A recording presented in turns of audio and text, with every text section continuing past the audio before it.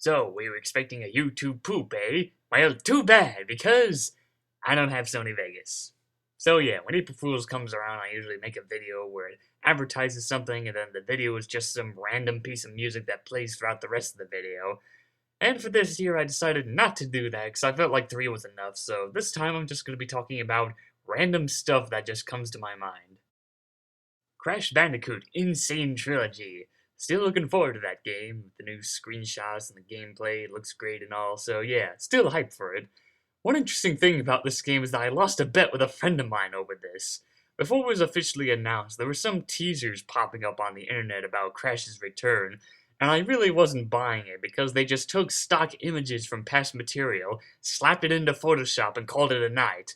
And I've been on the internet long enough to know that's the most easiest way to tell that a poster is fake. But my friend was sure that Sony was up to something with all of that, and we were constantly fighting and arguing over this, and we finally decided to make a bet to see if there would be a Crash Bandicoot announcement in 2016. If I win, he buys me something and mails it to me, and if I lose, then I have to pay him money for a Nintendo eShop card. So we pretty much waited for E3 of 2016 to come around. It did, they briefly announced the Insane Trilogy, and I lost 20 bucks on that day. One more thing about this game is that they've already announced the voice cast for the game, and none of the original voice actors are coming back as I'd hoped. Of course, so far the dialogue for Insane Trilogy has been word for word from the original, with no new dialogue as of now added in, so now that I think back at it, even if they did get any of the original voice actors to come back just to say those same lines they haven't said in almost 20 years, does feel redundant. I mean, they could have just gone with the archival recordings and all. But anyway, the cast for this game mostly consists of people who have had experience with Crash in the past, except for Fred Tatascio, that guy. He's the new guy, voicing Dingodile and a few others. I did say that I wasn't much of a fan of Greg Eagles as Aku Aku from Titans and Mutants, but then I listened to some of his dialogue for the Skylanders game that has Crash and Cortex as playable characters, and I think it was a big improvement from before. He was probably given a different voice director and obviously a different script where they just cut out all the comedic stuff, so yeah, after listening to that, I'm fine with Greg coming back as Aku Aku. But even so, nobody can top off Mel Winkler. The rest of the cast seems fine. My only big concern is John DiMaggio voicing Uka Uka again.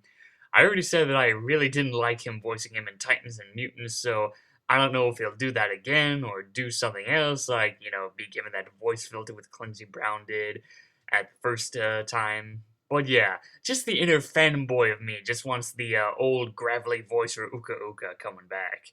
In fact, I was hoping they would get Alex Fernandez, or whatever his last name is, since he was a good replacement for him in Twin Sanity and Skylanders, but yeah, still not too thrilled about John doing Uka Uka. But hey, at least he'll be reprising Tiny, since he previously did a good job doing him back in Nitro Kart, so yeah, that's a plus. Sonic stuff. Yeah, poor Archie Sonic is still suffering this year with the delays and the rumors about the comics being cancelled. It's a lot worse than the 3-month hiatus we had to deal with last year due to a printing error. Here, Archie is keeping quiet about it, not giving us any kind of hints on what the hell's going on. The last update that I heard was from Tracy Ardley on Twitter, who briefly mentioned that Archie and Sega are talking about it, and that's it. Very vague, but I guess it's better than nothing. And then, of course, we have Sonic Project 2017 finally getting a name, but man, the reveal for that was just so cheap. Basically, the recent panel they went to, they announced there would be a new trailer, but the trailer is just them recycling the teaser trailer and slapping the game's official name at the end. They should have just given us the name and moved on to the gameplay. Yeah, new trailer my ass.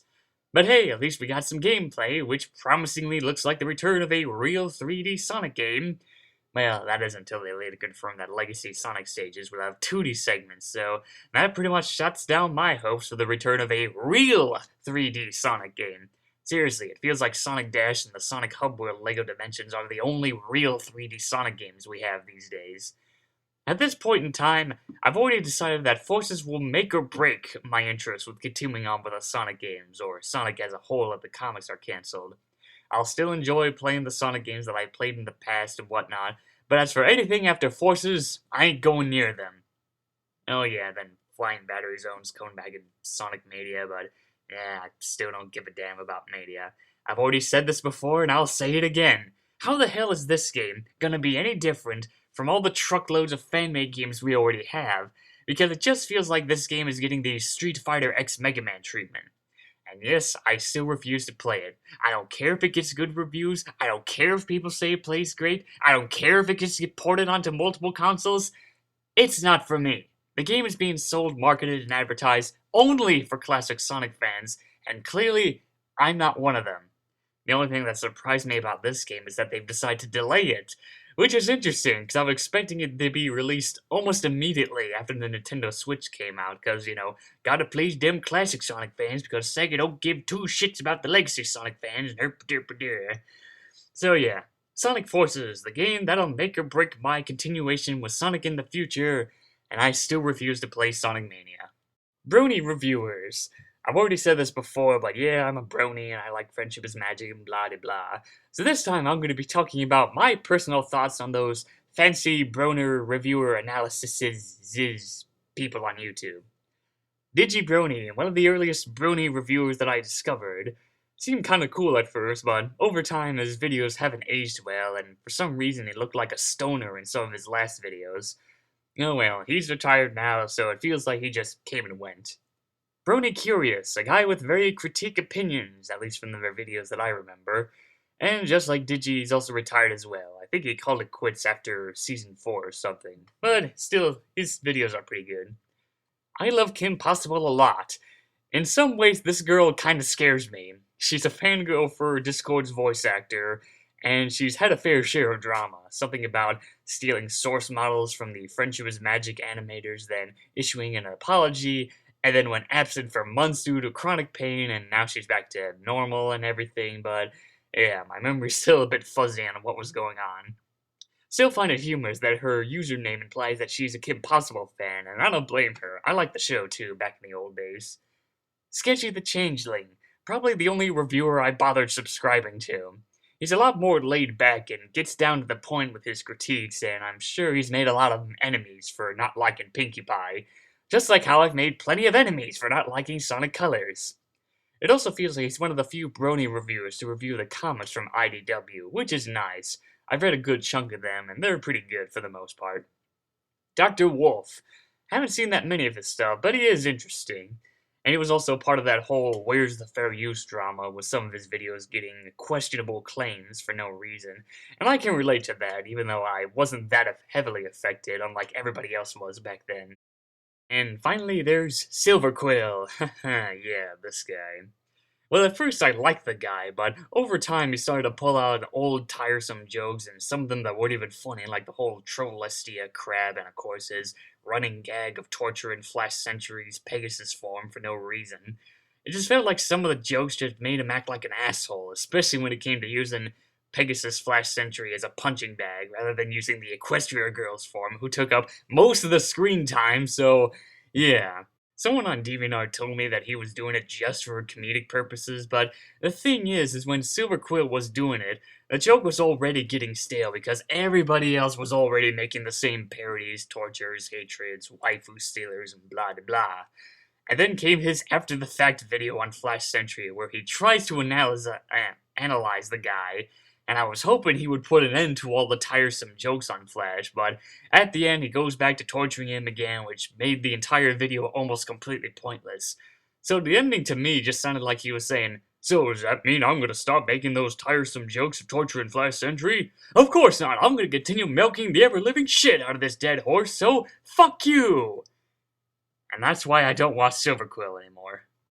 LEGO Dimensions. I've already talked about this and my experience with the game in an update video, so here's another update. As you can see, my LEGO Dimensions collection has grown at a very frightening rate. At first I tried collecting characters with specific abilities to clear obstacles, but then it later became a gotta catch 'em all phase. So as of Wave 7.5, I have all of the different playable characters in the game. Except Supergirl, because she's a real pain in the ass to find. Sure, Aquaman was annoying for that one specific ability, but at least he was a common figure and not that expensive. Supergirl, on the other hand, is like, you gotta pay $90 for the second edition of the PS4 version, or waste $30 to $50 on eBay just for that one figure. Oy. But anyway, going through the other hub worlds and levels was fun, and yeah, the story packs for Year 2 were mostly just promotional purposes, but at least they try and introduce some more gameplay elements with the new Keystone abilities. Still dealing with glitches and crashes here and there on the PS3. One of them involves going to the Gremlins Adventure World, and every time I go into the cinema, the game freezes at the loading screen. Is anyone else dealing with this problem, or am I just cursed with this copy? But yeah, still enjoying that game and looking forward to the upcoming Goonies level pack and the Beetlejuice pack, which really surprised me to see that film in the game. And that wraps up this April Fool's video of random rambling and false advertising and blah blah blah blah. Yeah, hopefully I can try and get at least some of the episodes. I'm hoping to get at least the 75th episode special done for Forgotten Media before I fly over to Japan and all that jazz. So that's all I have to say, or that's all I can think about talking about. So, yeah, bye.